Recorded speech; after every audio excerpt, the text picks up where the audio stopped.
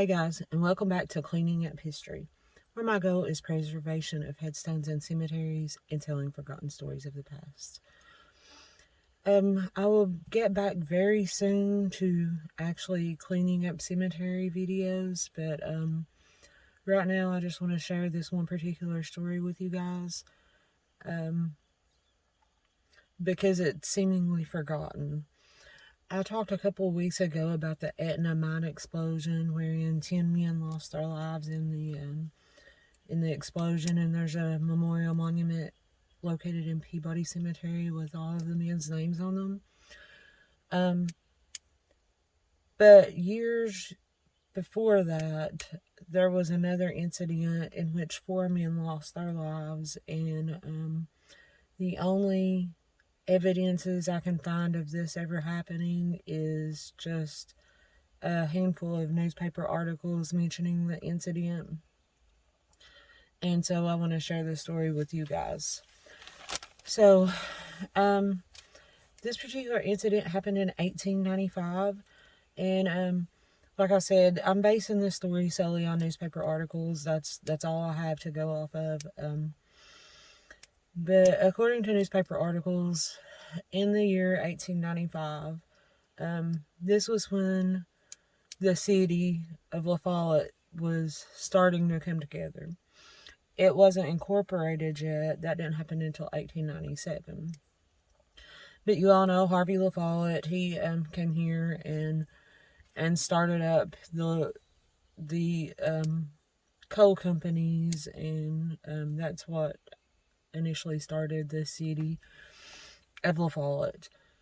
And in the same year of 1895, there was earlier in the year there was a petition went around through the very few citizens that were actually living in Big Creek Gap at the time, because the city was actually Big Creek Gap.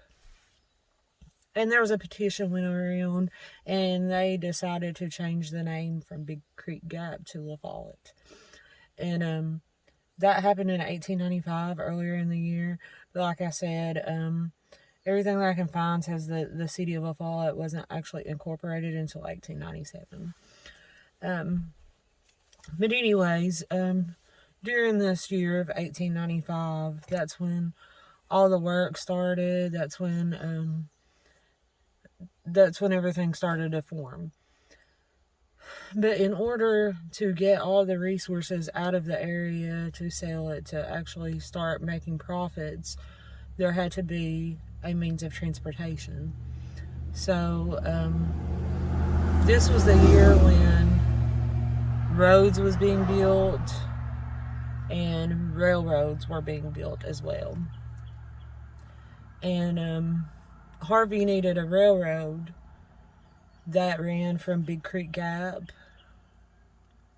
up through to Jellicoe. And so during this time period, they were working on clearing out land and making a way for the railroads to be laid. And that's not an easy task, because these are these mountains are full of limestone. It's a lot of dynamite, a lot of blasting, a lot of work is involved with cutting the road. I don't know if you watched my video about the Dixie Highway, but they had to bring in 200 prisoners to cut the road through the Narrows and on Dixie Highway. So anyway, this wasn't an easy task, but they were working on making a cut for the railroad. And this was actually December 13th in 1895. According to the newspaper articles, there was a crew working about a mile from LaFollette, or Big Creek Gap, and they were working to clear a way for the railroad tracks. And there was a large amount of powder. Actually, I think it said there was 3 kegs of powder and 4 sticks of dynamite that had a fuse set and lit, and nothing ever happened.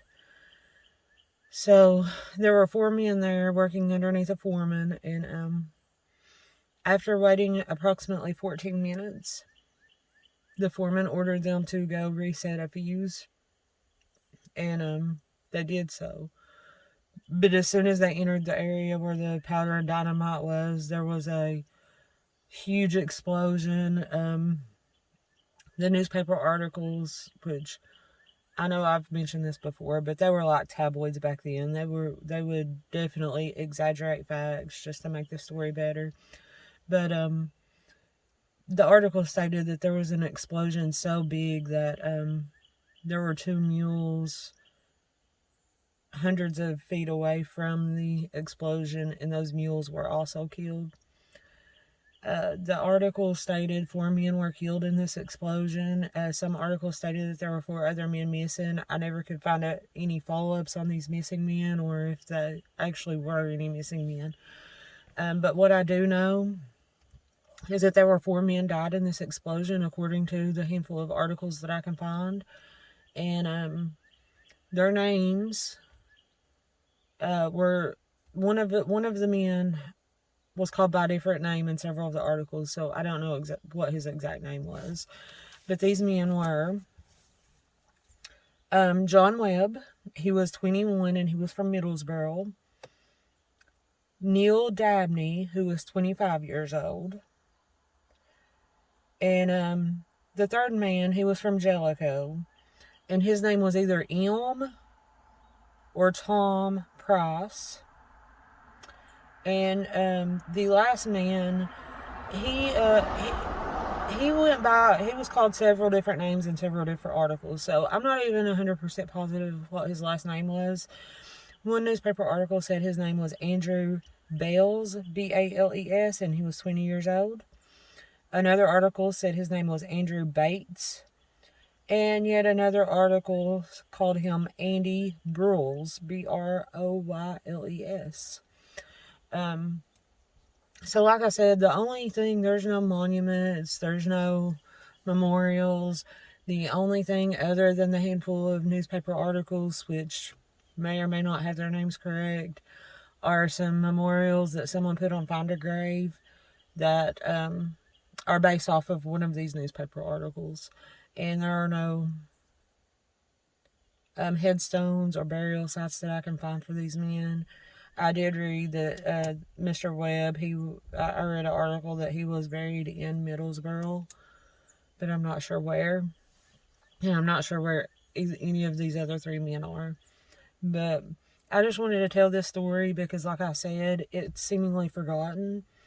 One of these men, it said, had a couple of children at the time of the incident. And I just wanted these men to be remembered for their sacrifice, for their work in building the railroad that eventually built the city. So that's the story I have for you guys today. I'm going to share the various newspaper articles along with some footage of the railroad track around the Ivydale area, which is probably about a half a mile. So I think these articles said it was about a mile out of LaFollette, so it's probably about a half a mile out from where this incident happened.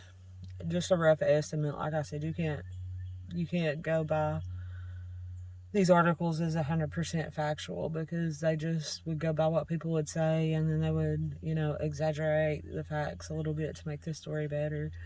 But Andrew Bates, or Broyles, who was only 20 years old at the time, Neil Dabney, who was 25 at the time, John Webb, who was 21, and Mr. Price, all lost their life on December 13th, 1895, trying to make a way for the railroad tracks to be put in.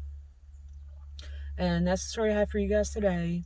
Thank you for watching, and as always, if you like the content of my channel, don't forget to hit the subscribe button down below. And if you hit the little bell button, you'll be notified anytime I upload any new videos. Thank you guys for watching, and I will see you next time. Bye-bye.